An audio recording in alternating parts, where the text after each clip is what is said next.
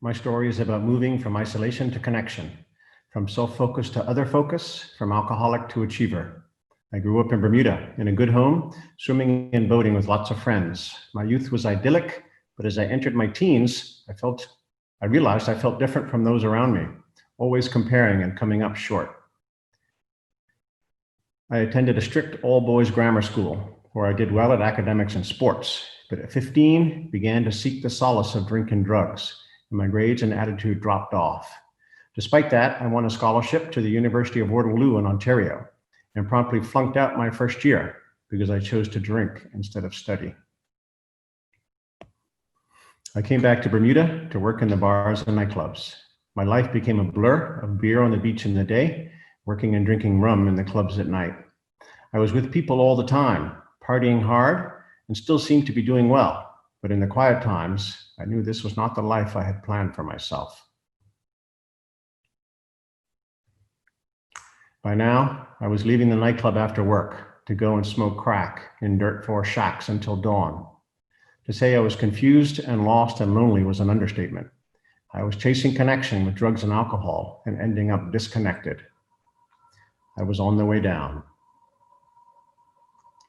Disconnection was destroying me.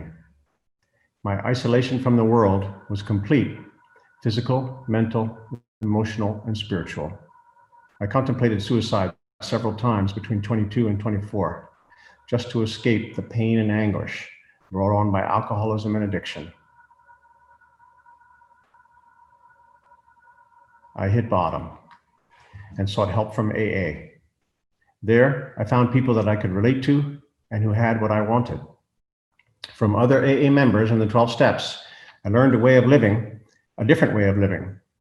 AA showed me how to become whole by connecting with myself, with others, and with a higher power of my choosing. Dr. Carl Jung was an early influence on AA principles. He saw that alcoholics had a low-level spiritual thirst for wholeness of being, which they tried to quench with alcohol. He noted that condition could be overcome by a sudden psychic change or by a gradual spiritual awakening, coupled with an open and honest connection with others. He called this cure spiritus contra spiritum, which translates from the Latin as a spiritual experience to counter the addiction to spirits. So AA's 12 steps combine the best of medicine, therapy, and spirituality to where connection with others and a higher power is the key to recovery. I had to learn from scratch how to connect with others, how to be a member of a team, finally, how to find and relate to a higher power. As a result of my own spiritus contra spiritum experience, I stayed alive and began to grow up, learning to live and love all over again, this time without alcohol and drugs. Step 11 in AA calls for prayer and meditation. I had little experience of either. Fortunately, yoga had given me a broader view of a higher power, and I started meditating using the breathing techniques of Paramahansa Yogananda. I found this work to be intensely practical. I finally felt like I belonged. I applied to UBC Law at the age of 30. My terrible transcript from Waterloo was overcome, and I was accepted, although I was the first to get in with an undergrad in hotel management. Nonetheless, in my senior year, I was president of the Law Students Association. I articled in Vancouver and was called to the BC Bar in 1996. I returned to Bermuda to work as a corporate lawyer. My office was a mile from the crack house I used to visit and a few blocks from the police station where I had spent many a drunken, disorderly evening. As a clean and sober lawyer, I could now help others by appearing with them in drug court or writing reference letters. Now that I was on track again, I began to expand my horizons. I trained as a yoga and meditation teacher and found that I loved contributing to the growth of others. I trained as a life coach and became certified to deliver several business and communication workshops, such as 7 Habits of Highly Effective People.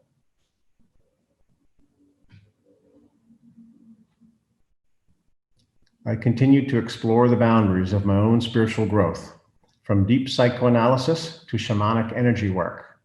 I sought out healers of all types. I have had experiences doing this kind of work that if someone else told me the same story, I would not believe them. Those stories are for another Pechakucha entirely. My search for connection included several week-long residential workshops where the use of experiential psychotherapy, meditation, and visualization created massive shifts in my ability to connect. It was after one such workshop that I could tell my mother that I loved her, something I could never do before. This new way of living, where I connect with myself, with others, and with God, this to me is wellness. I try daily to be the best I can be on that day, physically, mentally, emotionally, and spiritually. And this always involves connection. Without connection to myself, to you, and my higher power, I would not be here today. Vacations have similarly involved journeys of discovery for me. I love yoga retreats and scuba diving in remote places, traveling with or seeking out kindred spirits who share the same curiosity and open-minded approach. That is indeed my bald head in front of that giant Pacific manta. I have learned to reach out more than halfway every time, to realize there's a little bad in the best of us and a little good in the worst of us, and to take life one day at a time. My continued focus on connecting with myself, others, and a higher power keeps me right-sized and centered.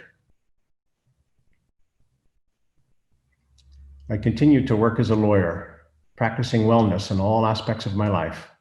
I keep in touch with my friends and family and have the opportunity to be of service in many ways with many people, from crack addicts to CEOs, from novices to experts, and from alcoholics to achievers. I have found that once we connect with ourselves, with others, and with a higher power, our inner light can shine.